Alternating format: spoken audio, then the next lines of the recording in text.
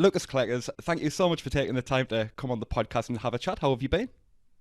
Yeah, thank you very much. Looking forward to it, and thanks for the invitation. Yeah. Absolutely no problem at all. What's it been like for you? We are going through an extremely strange time in the whole of the world.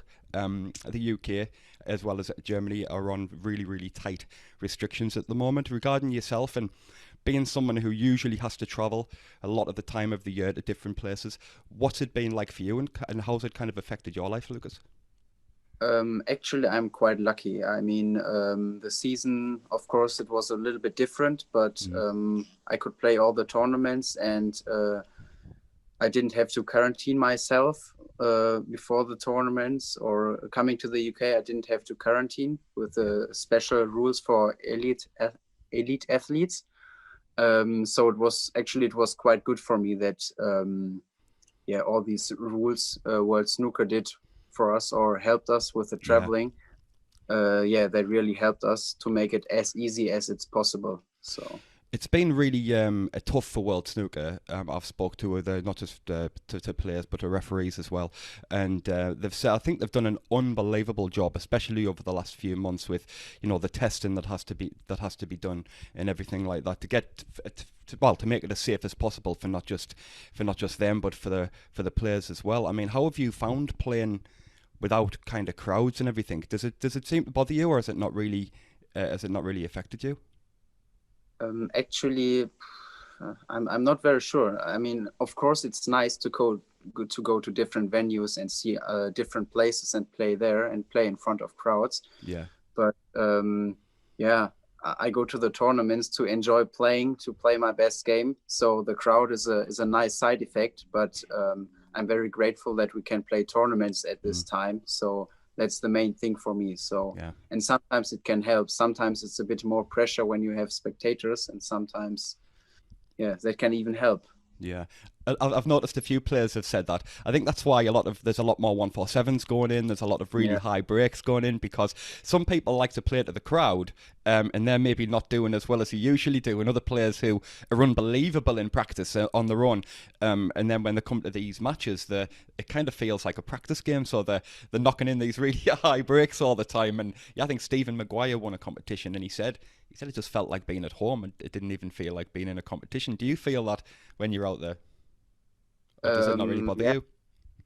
not so much, I have to say. But of course, we play all the tournaments in Milton Keynes, and Yes. yeah, when you have three, four tournaments, it feels already like yeah, it feels like you're at the practice venue a little bit. So it takes a bit the pressure off. Like in the last tournaments, I didn't feel the pressure. Like usually when I go to a tournament, everything is quite new. Even if I was there like a year ago or something like that. Yeah. So yeah. uh, So you're a former multiple national champion at both senior and underage levels. Where did it start for you, Lucas? How old were you when you picked up a cue for the first time? I think the first time I played billiards, I was like 9 years old. 9. And yeah, I entered a club when I was 10 years old. So yeah, Was long it a way since then. was it kind of an immediate love? As soon as you saw the table, were you good straight away? Could you tell? Like I felt like that's a game that suits me. I played pool billiards at the beginning, Yes. but when I see a snooker table at the first time, I was so excited about that. And when I played for the first time, I knew that was really perfect for me. Yeah. Still, however, I didn't play that much at the beginning when I was very young, Yeah. but yeah, it became more and more with the time. So yeah, What other sports were you into at a young age? I actually a little bit later after I found out about snooker, I started playing table tennis, and I Yeah. played that quite a lot. Yeah, and I was before I played them both sports, I played a lot of football. So Yeah. yeah, There's a lot always of a about lot of football. lot of football. Who do you support? I don't really support a team, but Yeah. like I support Bayern Munich when they play championship league. Yeah, a lot of players, snooker players, they usually find that they enjoy playing kind of games with hand-eye coordination. They love darts, they love pool, they love golf. A lot of them seem to kind of get drawn towards those games with that use a lot of hand-eye coordination. Do you find yourself enjoying those games as well? What do you like at golf? Yeah, 100%. I mean, I couldn't play a lot of golf so far, but I think if I have more time, I would start playing there because it's like in snooker when you hit the ball very good. It's a very nice feeling, and it's similar in golf. So Yeah. yeah. People say they can do a full round of golf and play absolutely terrible, and then the last shot hit one good shot, and that's it. It makes up for the whole day. Yeah, I can agree with that. Yeah. Were you into snooker when watching snooker growing up? Did you have any kind of inspirations in snooker, or like you said, was it just something that you picked up a bit later in life? I watched snooker quite a lot on TV Mm. when I was young. I mean, I'm so lucky that we have so much coverage Yeah, on the TV. Yeah, I remember I watched Paul Hunter at the beginning. I remember when he passed away. That was just when I began, yeah. and yeah, that was always something I wanted to do. Always already in the beginning. Yeah. What were you like academically at school? Were you good, or did you just want to be aware and playing snooker? I was all right in school. I always said myself, yeah, school is priority. I have to finish school properly, and then whatever happens with snooker, with sports, we will see then. Yeah. Yeah. So after I finished school, I said to myself, now I finished school, so let's give snooker a try and do it full time. Yeah. And that was kind of the moment where you thought, right, this is when I've left school, I've done what I've had to do, and now I'm going to kind of basically concentrate on making this kind of my life and be a professional. Yeah, I said myself, let's try it for a year or maybe 2 years, and then if that doesn't work out, I go to university. Yeah. But yeah, I think it was then 3 years, and then I started going to university because I didn't qualify in these 3 years. But suddenly, when there was the last tournament, I tried to go to enter the pro tour, and I said to myself, okay, if I don't do it now, I'm going to put my focus more on university. Yeah. And that's just when it was 2017 and I got through Q school. So Yeah. that's how it goes sometimes. It does. And then, at Pro 21, immediate impact, only your second match as a pro at the Riga Masters, and you come up against, who do you come up against? Your defending champion, Neil Robertson. 3-2 down, not the best position to be in, and yeah, dug in and got rid of Neil, which was obviously, at the time, must have been an unbelievable confidence booster for yourself. Yeah, 100%. I mean, when I entered the main tour, I didn't really know what to expect. And then just like in the first proper tournament, that happened when I beat Neil Robertson. It wasn't feeling real. And I think that's still my proudest moment. Yeah. I'm still looking back to that moment, and I said that was one of the best moments of my life. But you must have had a lot of confidence in your own game, though, to kind of, like you say, you've just turned pro and you're thinking, it's my second game in. You've really got nothing to lose. And obviously we've seen that you're an unbelievable break builder. So you coming into that game is, with absolutely nothing to lose. I don't think Neil would have been taking the game easy because he was the defending champion. So yeah, I can understand how a win like that would give you nothing but confidence. Definitely.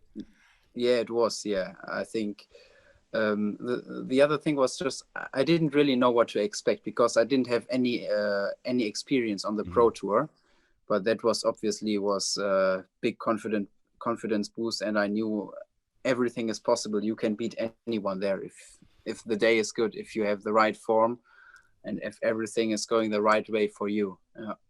So, I mean, at the time as well, being the first German on the main tour since Patrick Einsel, did that bring with it its own kind of weight of expectation as well? Did you feel anything like that?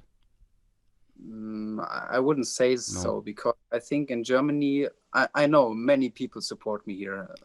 There's a big snooker community. They all support me, but I also know that they love snooker, and they don't like snooker doesn't rely on one person in Germany.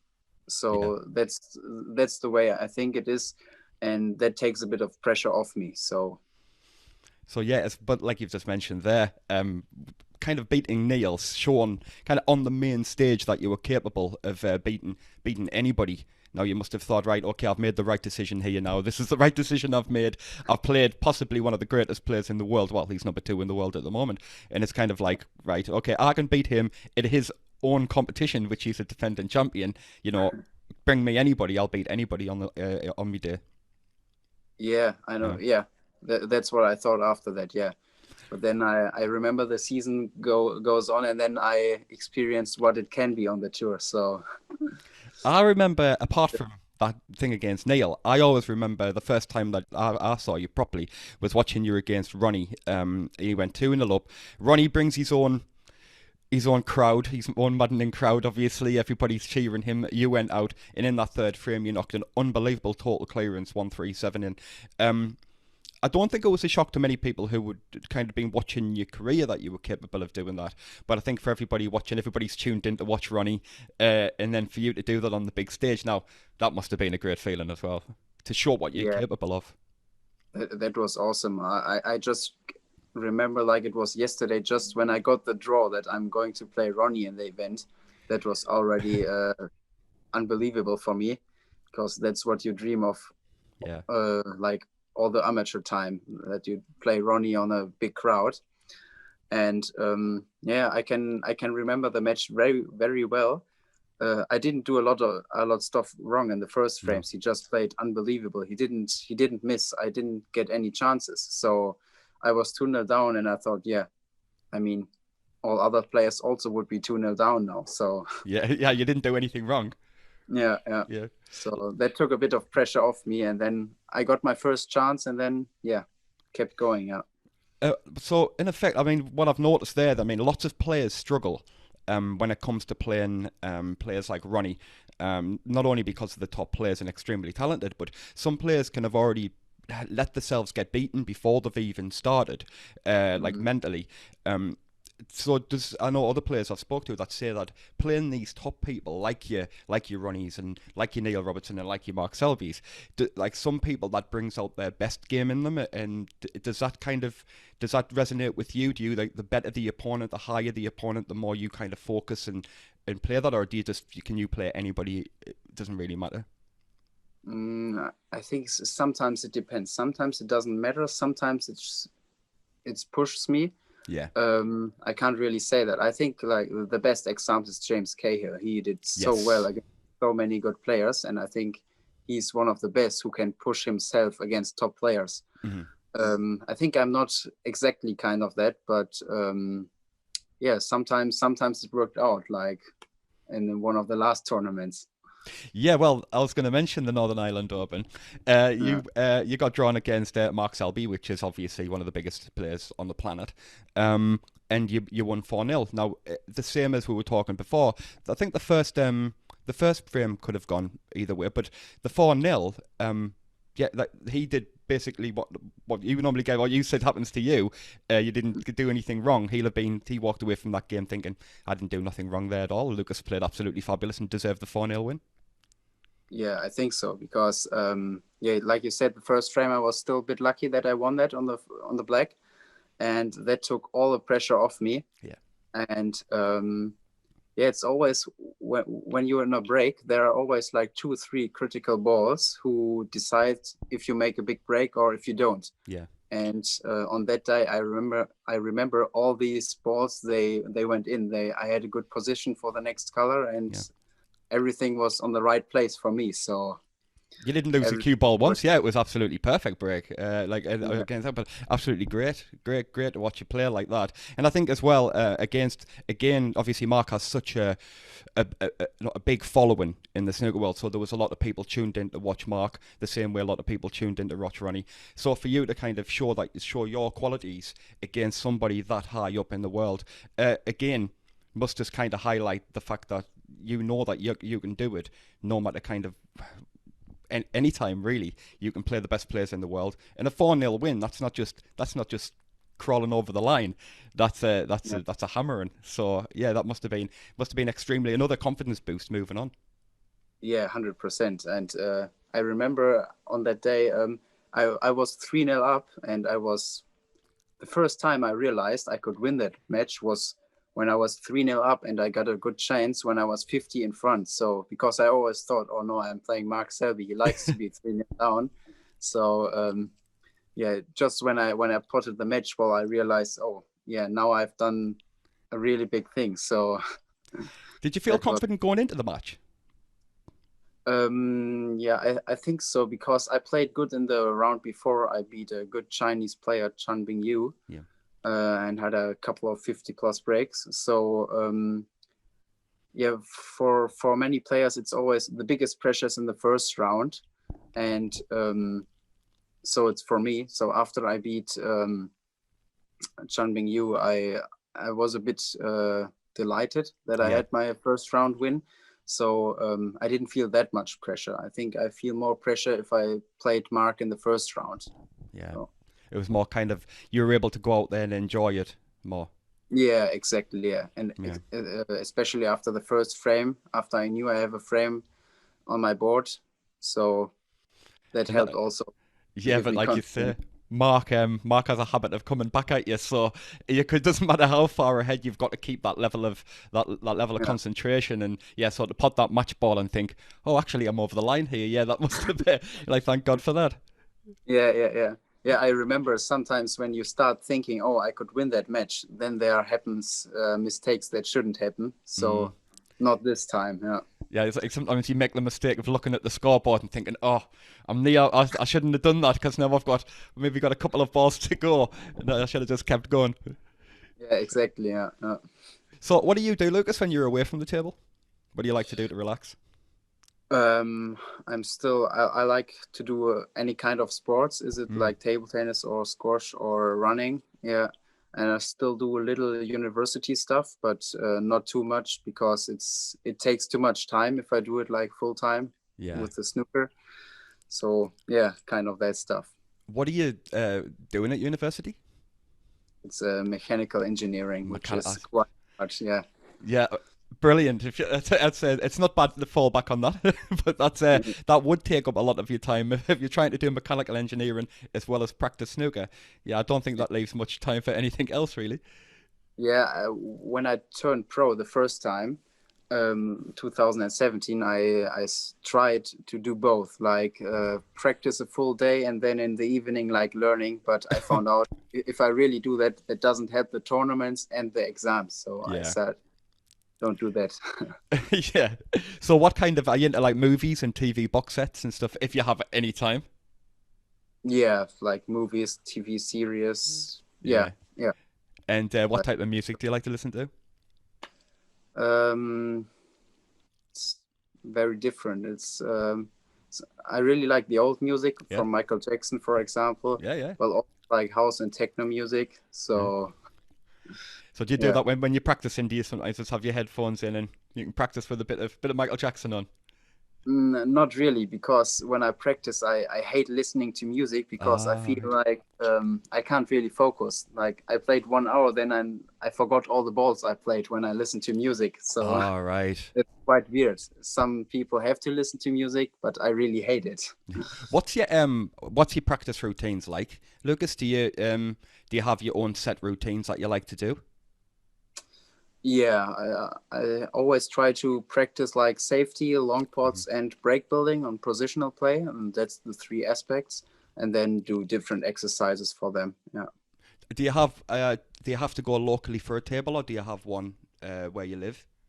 I have one where in a club where I live, so Yeah. it's in the same city, so it's quite close. Yeah. Oh, nice. So you're just able to go there and have a bit of practice. Are you Yes. still able to go there now?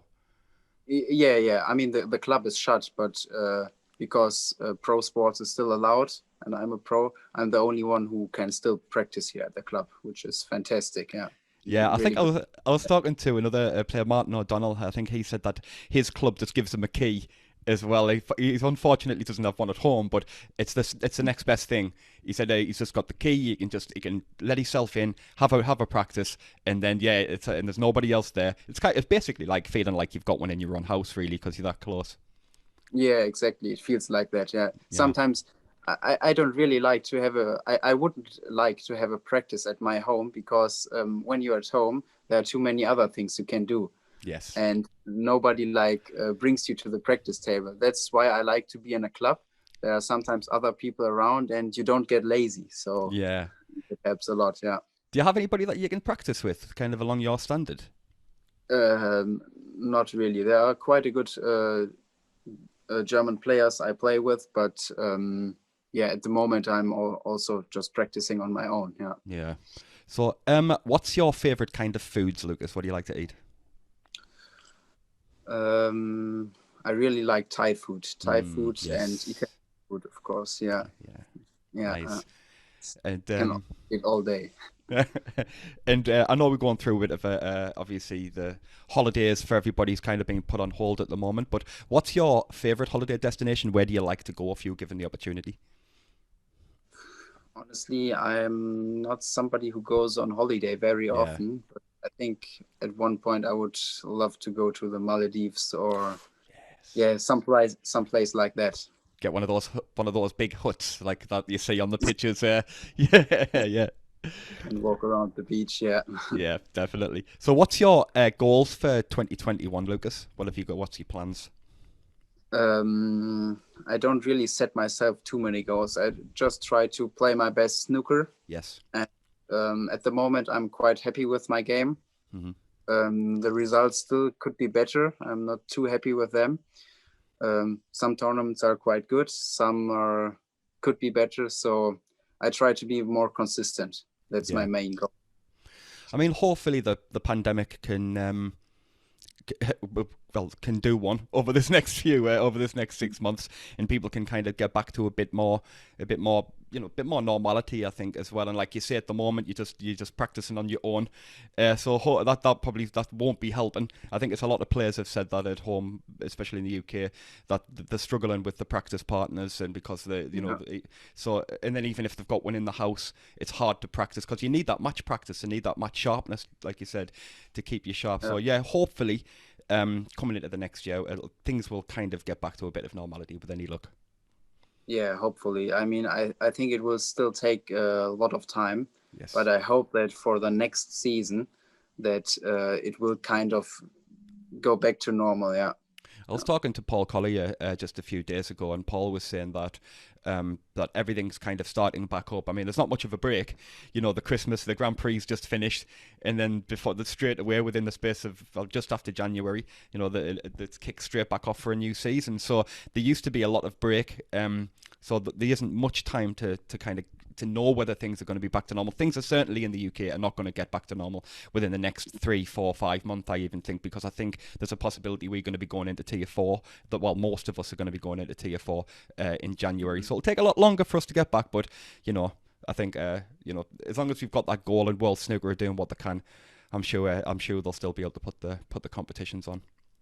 Yeah, I think so. I mean, they're doing a very good job at the moment in the last tournaments, and they've shown it. So I think it looks good that the season will go as they planned it. So we'll go ahead. Yeah. So what's Christmas like in the Kleckers household? Is it all full on Christmas lights everywhere? Or is it more kind of relaxed? No, it's more kind of relaxed, and family is not that big, so just a little Christmas dinner on the 24th. So that's basically it. So it's not too much. Yeah. Not too much. Well, Lukas, thanks for taking the time to come on the podcast. It's been great having you on and having a chat with you. I wish you a wonderful, safe and a wonderful new year, and hopefully all the best for 2021. Hopefully catch up with you again next year when you get your maiden ranking event. That'll be good, and I'll give you a call. But apart from that, I wish you a safe Christmas, and thank you very much for coming on the podcast, Lukas. You too. Thank you very much. No worries, mate. Bye bye.